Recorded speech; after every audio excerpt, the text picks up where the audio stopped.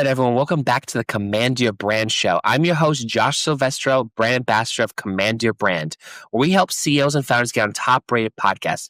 Check us out at www.commandyourbrand.com and check out our book, which is the best podcast book in the world at bestpodcastbook.com.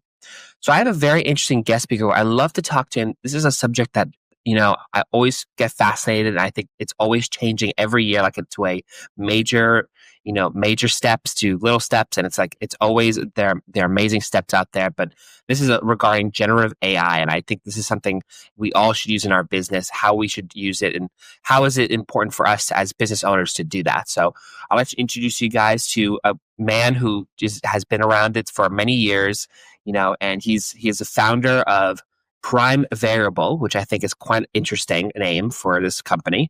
And he works a lot with generative AI. So I'd introduce you guys to Aryeh. So Aryeh, thanks for joining the show, man. Thank you, Josh. Great to meet you. Great to be here on Command Your Brand. Yeah. So I guess what we'll first start off with is tell us a little bit about yourself. I love to just hear about your story, tell us where you come from, but also why you started the company that you have today. Sure. So I've been fortunate to have been living and working in, I think at this point, maybe over 15 countries over the last few decades. Many years spent in Asia and the last 12 plus years living in Australia. And one thing that I've seen living and working around these places is how different people are and how different people approach thinking and problem solving and just living in their lives. If you've ever traveled anywhere and just gotten off the beaten path, taken a step away from the tour, you open your eyes and look in one direction, you can see something you've never seen in your life before, and that memory will impact you. And so that gets into how you tell that story. You go home, you meet your friends, you meet your family. What do you tell them? And so many people struggle with storytelling. And so having been in advertising for almost 2 decades, starting as a creative director, part of what we had to do was tell our brands stories, literally commanding their brand and helping, connecting those brands with people. And not just people, but people who spoke a different language than I did and a different culture and had a different, perspective on what's happening in that world. So understanding, for brands like Close-Up Toothpaste or Pepsi Cola or Nike or Mercedes or Rolex, what is the value of that brand to someone who literally has never even heard of that brand before, has no understanding what it means. And coming from the point of having to come up with these ideas on your own, communicate them on your own, working with people that have never, learned the skills to generate images and communication and moving image on their own, to this point where I can give a prompt and tell Google VO3 to make a video about Rolex on a guy's watch while he's riding a spaceship into space with monkeys flying with him. And it will do it like that. And it looks like absolutely real and everything is perfect. Times have changed. And so what it means for me and working at Prime Variable is, how do we help brands? How do we help educators? How do we help people to understand what these tools are? And most importantly, the underlying storytelling aspect, and how do we tell their stories, and how do we connect it to that brand or whatever it is that they need to communicate. Interesting. Yeah, I always find it very fascinating. Some people take it differently, but they always use it in some way or fashion of how can I use it to be better in my business? And I guess for people, you've obviously helped a lot of people with generative AI and just making it better for them. What are some things that, you can recommend to people, how they can use generate, better in their business? Well, it's great that you asked that question. I literally finished a lunch and learn session for primarily targeting educators, but really anyone, to understand how do you use these tools in conjunction to be able to tell a story and take an idea, turn it into a script, take that script, turn it into a storyboard, get images and basis and characters out of that, and then put it together into moving images to connect that into a full piece of content that can then tell that story. There are so many pieces to that, but some clues are, understand what is the story you're trying to tell, who are the characters, how can you build them out, and using the generative tools like ChatGPT or Claude or many others as a starting point to begin bouncing back and forth and building that story out When you go and see, for example, I just saw Superman earlier today. Nice. It wasn't just James Gunn walking in and saying, I'm going to make a movie, right? That list of people that helped build that movie at the end is thousands of people. And so, every person plays a role. And even with generative AI, everyone has a contribution. So the more that you can understand up front and have an idea of what story you're trying to tell, the better it's going to be and the easier it's going to be at the end. Yeah. I think one of the things that people struggle with the most is how can we use AI to really hone in on our products or our websites or things like that? Like, what do you recommend for people who are using generative AI and they're not really familiar with a lot of this stuff? Like, how do we use it correctly in that right manner? Because I think sometimes they're like, oh, I love to do this, but I'm not totally sure what we should do, how I should say it, or if there's a right way to say it. So how would you help those people? Like, what do you think would help them with that? Totally. Well, I think one of the challenges that we're facing right now is that you and I and many of your guests and many of the people that we connect with have used one or more of these tools and use them, frequently and as many times as hundreds of times a day. Reality is that there are many people that have yet to touch any of these platforms. And so the first break is just open up your browser and whatever browser you use and type chatgpt.com, type claude.ai, type, DeepSeek, whatever it is, or do a search on Google for what are the top, even just go to gemini.google.com and ask it, please tell me the best 5 ways that I can learn how to prompt you to get the best results. Simple. Ask it to teach you. And that goes for any subject out there, whether it's a language you're trying to learn, if it's learning how to use the tool, ask it to tell you how to use it. And if you want to get a little bit crazy, press the little button that has a microphone or a little wave. That means talking to it, and get your microphone ready and have a conversation. Say, I'm new to this. I've never done this before. Can you tell me how to do this? And it will talk to you. It will tell you. And it's free, right? I mean, you're killing trees. You got to be aware that you are doing not harm to the environment. But outside of that, you don't need anything other than a phone or a browser. You can get into it instantly. Yeah. And then too, also what is very key to generative AI is the actual, you have to ask it the right questions and you have to kind of shape it in a way where it's going to actually help you, because I know from my experience, when you ask just one simple question, it gives you a whole bunch of different things, but you have to shape it in a way where you actually need it to help with that certain way. Like an example is like, I'm trying to pay off debt, for example, as just an example. I'm trying to pay off debt. Like if I were, Dave Ramsey, how would I pay off that debt? You know what I mean? Like, could you specify a little bit like on how you hone in on exactly to use AI like that? Absolutely. Absolutely. Yeah. Sure. Um, there's a bit of a cheat code, and everyone loves a cheat code. My favorite is there's a website called flexos.work, just flexos.work. And if you scroll down to the very bottom, there's a ChatGPT prompt generator. And when you go to that, it's kind of like a fill in the blank. It looks like an old school Mad Libs kind of a thing where you fill in the blank. But each of the blanks has a drop down with a whole bunch of different suggested inputs. And the whole point of this prompt generator is that if you're using a generative AI, particularly a large language model, which is usually the best starting point, you need to tell it what you want. And if you can give it an identity to play, the role to play, you are a lawyer, you are a business consultant, you are a chef, you are a fitness guru. I want your help to do what? Help me to lose 20 pounds in the next 6 weeks doing calisthenic exercises only. Please avoid any sort of activity that's going to hurt my back or hurt my legs. Please avoid hallucination, which is when it says something that is unreal. I need to do it right now. What is your time frame? And here's an example of what I'm thinking about. If you have any pictures or PDFs or websites you like to use, this prompt generator helps you to begin with the initial framing of that. And there are lots of different, I'll call them equations that people have put out. But really simply, you need to give it a definition of what you want it to do, how you want it to do it. how you want to do it, and what you want to avoid, and then see what it gives you back and say, you know what, that's good. Can you please do this? And begin looking and make it specific. The other thing you can do is you can ask it, if you're giving it a task, ask it to say, before you start this task, please review what I asked you to do and give me a step-by-step guide of how you're going to do it. This is called chain of thought prompting. It asks it to think about what it's going to do. It shows you the steps it's going to take and allows you to see what it's going to do. It also gives the agent a second for itself to think about, well, what am I going to do? And let me get back to you on this. Some of the new models that are out use different sorts of what they call reasoning, which sort of do elements of this.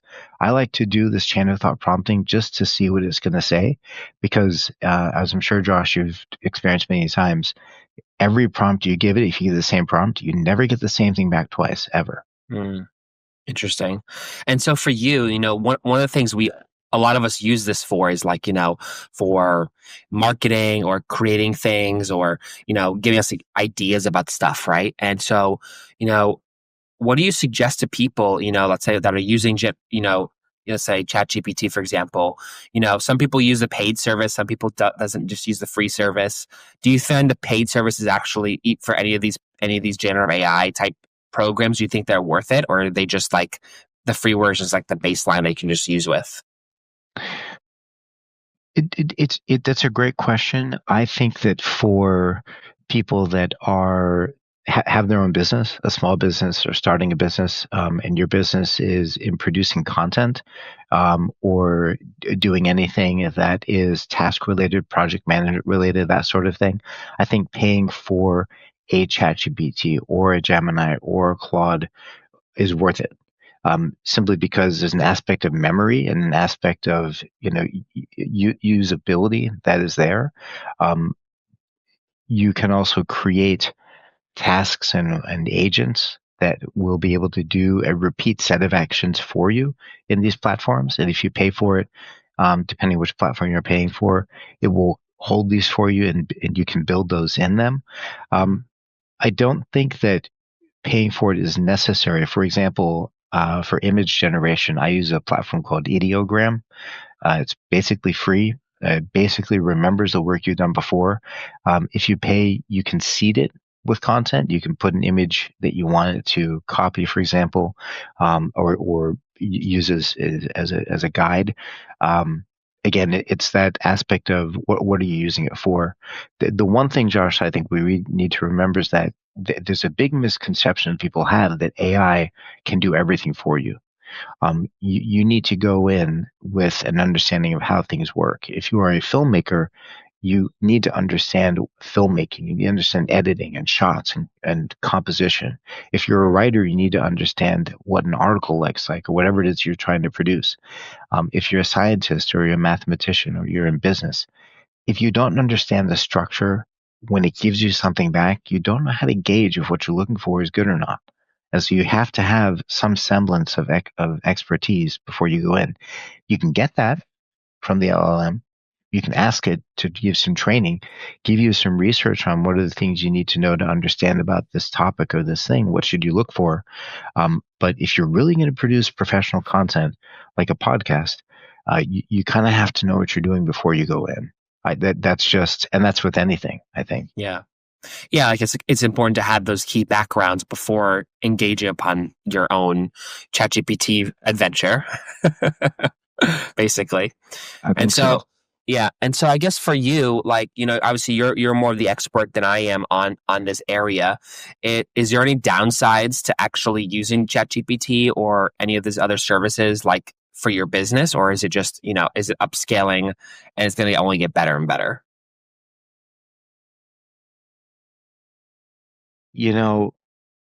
I'm not frozen. Yeah. I think that we have to take into consideration what it means when you use these tools. If you're using it to, compose emails, let's say you're in sales, right? Or you're doing search marketing. If you begin composing content, SEO content, for example, or you're a journalist and you write articles, the time you're spending thinking about what word you're going to write and how you're going to write it and editing your own content versus asking the LLM to write it for you, your brain works in different ways. And so you can gain, as they say in Australia, heaps of time, and your efficiency can skyrocket. But at the same time, you'll find yourself doing different things and thinking in different ways. And you're prompting and having conversations with ChatGPT about, uh, let's say, an outbound sales sequence and the content that's going into it, and modifying it for different personas versus actually writing the content yourself. And you begin reading and saying, well, that reads pretty well, but would you have written that? Is it as good as what you could write? And I think that's where we have to watch ourselves and really be careful that we're not just using it as a crutch and losing, some of the skills that we built. And, like with language, Josh, do you speak in other languages? I'm not fluent in them, but I do speak a little bit of Spanish and Italian. Right. So Yeah. I studied Mandarin Chinese when I was in university many years ago, and I can still speak a little bit, but I cannot read the 5,000 plus characters I could when I, finished my studies. And so if you don't practice, you lose it. And that's with any skill. And I think we have to be really cognizant, aware that the use of these tools, particularly in the creative marketing, advertising side of things, we have to just be careful not to lose the skills we have. That's the only say. Otherwise, absolutely, you will. There's no question you will not be finding yourself with more time, or not more time, but the ability to execute more and output more. Right. Okay, cool. That's good to know. And I guess for you, you obviously are a founder of your own company called Prime Variable, which I would love to just hear about what that is exactly. And I would love to just hear how, what does it help people with? Sure.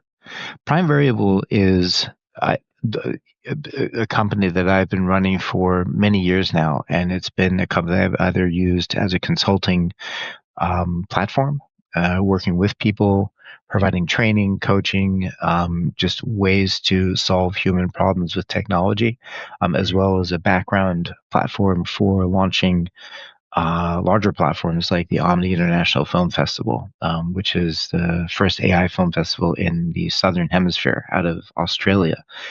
Really, it's about identifying pain points and or opportunities that we can take advantage of, and working with clients that I work with, or working with the markets, and saying, how do we do something that is going to help benefit people. One example is, we all have emotions, right? Some of them good, some of them bad. My parents are both clinical therapists. They work with war veterans who suffer from post-traumatic stress disorder. And so, how do you take such a powerful and impacting impediment and turn it into a strength? How do you, identify what those feelings are? And a lot of it has to do with, emotion is formed from memory. So if we can visualize and extract the nonverbal elements that make up that memory, and then give it shape, form, sound, color, location, where we feel in our body, these sorts of things, it becomes something tangible. And then if we can take that and then identify memories around feelings that we love to have and do the same thing, can we potentially whitewash and change what we have and what we feel into something better and positive, and immerse ourselves in that space? So you didn't ask, but I do work in the immersive technology space, extended reality, augmented and virtual reality, and being able to, put on a headset, particularly as something of a high fidelity like the Apple Vision Pro, and experience a truly immersive, in that case, 8K visual experience that impacts our memory, that lives with us, and it changes the way we think. And so if we can help people immerse themselves in that positive emotional state that's personalized to them, it's incredible. And so that's just an example of, some of the technology and the solutions we work with. But primarily right now, it's really focusing on this film festival, and just understanding where is creativity going, and what is this generative technology going to do for us and with us and to us? Yeah. Well, now a lot of the generative AI and a lot of the creativity aspects of it are going inside of our different appliances. I don't know if you've seen, like, Samsung is very big at this. Like, they put in their refrigerators and their washing machines. I'm like, wow, how do you put AI into a refrigerator? That's kind of interesting. You know what I mean? So it's like, it's kind of, it's growing, but like it's growing in other different places as well, and I find that it can be very useful in a lot of things, but I think you're right about the fact that, if you have arms and legs and you have those arms and legs, if you don't use those arms and legs, that you will lose that ability to walk or to use your hands or anything like that. So I find that's a very interesting point that you pointed out about that. Thank you. Yeah. Yeah. Have you ever used an AI tool to create a recipe to cook I from? have actually, yes, yeah. I did that. I had done that to actually, I've done it for many reasons. Like, I've done it for business. I've done it for my own personal things. Some things I have no idea how to make it. I just kind of like wanted a recipe for it. But yeah, I've used it for something like that. Yeah, I mean that idea, and the refrigerator is a great one where you turn on the camera on ChatGPT and you're already talking to it. You say, "Hey, ChatGPT, just take a look at my fridge. I'd like to make a dessert, or I'm thinking about making key lime pie. This is what I've got. Can you give me a recipe?" And it'll shoot out to you and say, "Okay, that looks good, but it looks a little bit difficult. Can you simplify it for me?" It will simplify it for you because it's got all of the key lime pie recipes ever found ever on the internet that it's read and said, okay, let me piece together something that meets this idea of a simple key lime pie recipe with these ingredients that I've seen literally using the camera, and provide that to you and even walk you through it as you're making it. So this idea that we have to open up our minds is, well, if I could have that personal assistant that literally can see what I'm seeing, whether you're wearing, the Meta glasses with cameras in it, or if you're using a phone with a camera, or if you're just talking to it, or you're just typing with it, that idea that you can actually, expand on what you're doing, not just replace, but really uh, supplement or to complement what you're doing, that additive element. Yeah. Now, I was going to ask you a question because I think this is kind of an interesting point. And, I'm from New York City, so a lot of us, there's a lot of people who are in the city. Some people are working from home. Some people are just, losing their jobs, mostly because, we have generative AI now that can just do the job for us and just, they don't necessarily need a person to do it. Just AI can just do it. Like, do you think that in over, like, let's say the next 5, 10 years, do you think that ChatGPT would take over a lot of jobs that we have in terms of like coding or like just computer stuff or creativity? And do you think that at that point that we won't need people anymore? Do you think there'll just be a person operating the AI prompts and just AI itself, and so that they can be created? Oh, it's a really tough one, Josh. I think that there was a movement a few years back. It was like learn to code, right? Mhm. And now we're telling people, don't learn to code.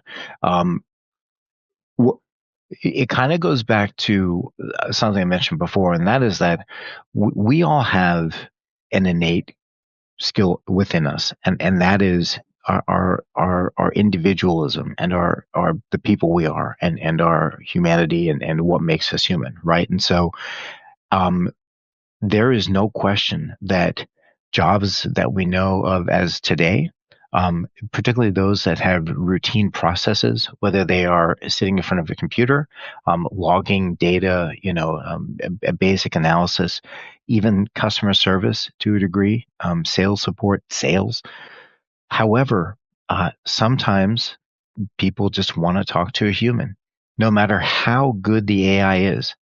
Even if it is completely mimicking a human, you don't know it's a human, which today is we're already there. That Yeah. exists. There's still that element of compassion, sympathy, empathy that the AI will never be able to match. Maybe one day, 10 years, I'd say maybe 3 years. What I tell the people I work with and the people close to me is, whatever you do, learn how to act as a manager as if you had 10 people to work with that could do your job and tell them how to do it? And how would you actually expand that?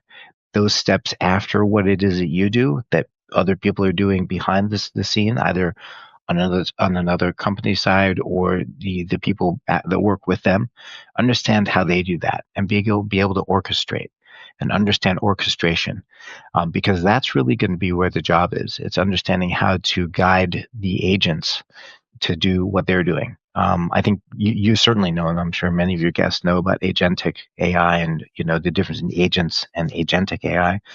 For those that don't, agentic is where you have agents that go out and do things for you or work together to go and do things like book an airline ticket or order food for you or uh, complete a complex process and come back and check with you. But that is about to boom. Pretty much every AI large language model that has something in the market is about to launch those tools or already has, either through a browser or a suite of agentic tools that can go out and do this. I know some of your other guys have mentioned platforms like Lovable or Replit, where you can just talk to it and build platforms without having to do any coding whatsoever and even know any coding. That is going to accelerate really, really quickly. And I think the next 6 months, you're going to see a lot. And you're going to see companies firing people and firing the wrong people, because they're going to be saying, that guy sits in front of a computer and just, types the same thing every day. But the depth of his knowledge about what he's doing is what makes him special. And we need to figure out, how do we transition him from what he does to be able to instruct 10 agents to be able to do 100 times the amount of work that he does. So, Right. so from Prime Variable's perspective, we want to work with leaders of companies to say, before you start hacking your workforce, let's understand, what is your output? How much does it cost to replace someone who has that depth of knowledge and experience, particularly as mid to high level managers who've been doing the job for 15, 20 years, and replace them with, a Gen Z person who is an AI wizard but has no clue about what it is the business does, versus train them, bring that Gen Zer in, train those people up, and let the Gen Zer go and get those people that know how to do the work. Let them really rock and roll. Right. Awesome. Well, I also love to hear from you, because you obviously have dealt with a lot of people, and you've helped a lot of people too. I'd love to hear a success story from you that you've helped somebody with, AI, or maybe they just, I don't know, weren't doing the best, and that you've helped them with that, or anything that you've helped them with. I'd love to hear a success story from you on people you've helped, like an example of someone. Sure. Um, it's not a big one, but I think that it's important. You start off the question of, what is a way to get someone started into AI, and I'll tell you actually about my mother, because she, was an avid Googler, and for as many of your guests know, for every one person that really knows how to use Google, there's going to be 1,000 that sort of stumble along and get to what they want. But if you really know how to write that right query using Boolean script, you can really get exactly what you want. Used to. Google's kind of, their results have gotten a bit weird. The same way as with prompting, but it's that barrier of, oh, it's AI. I don't know how to use it. It's just scary. It doesn't feel right. My mother is a habitual just learner. She loves to research and understand how things work.